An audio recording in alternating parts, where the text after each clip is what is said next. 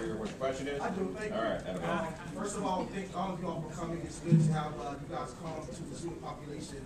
But I especially want to thank Ms. Marshall for bringing up an issue that certainly our current mayor and most people in local and state politics don't bring up, which is race. We tend to skirt over the issue, talk about people in poor communities or people who are disadvantaged, and quite frankly, really mean black people or poor whites. So as it relates to economic development, my question for you guys is, while I'm certainly excited about 4th Street Live, Main and Market Streets, and new development opportunities, I'm interested in hearing from you guys how you want to ensure that those businesses are culturally relevant both as entrepreneurs and people who start those businesses, but also culturally relevant for clientele, so that every club on 4th Street Live, which is a country western or an Irish pub, is nothing for black or Latino people.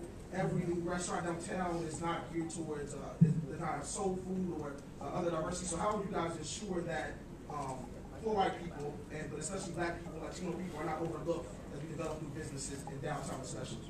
Okay, and business owners, I assume, minority business owners, okay. Chris Thieneman, let me start with you.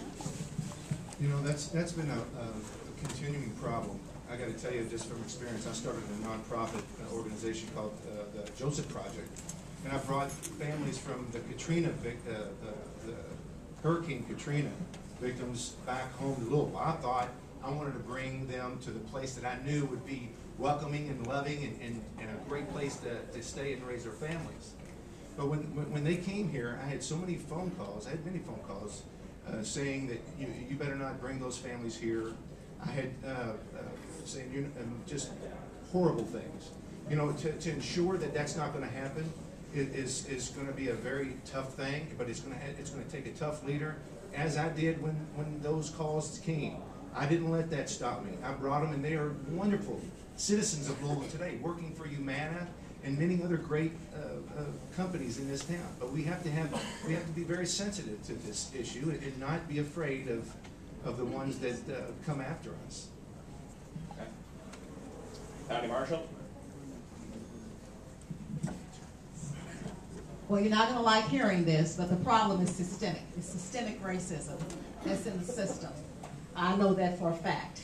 As I have spoken when I introduced myself about electromagnetic assaults, and I saw some smiles on your faces, but that should let you know that I'm not afraid to stand up for what's right. I'm not afraid to tackle any problem.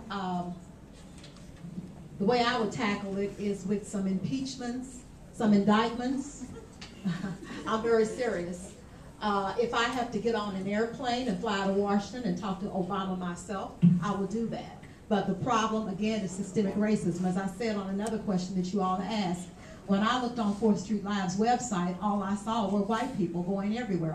White people going to movies, white people going to a concert, white people eating at a restaurant, and that's what's seen all over the world, nationally and internationally. So the problem is systemic. It's not us, it's not the white people here. I'm not saying that. I'm saying that we have some people that think that way, and they're promoting systemic racism. So until we get rid of them, we're going to have the same problem. Jackie Green.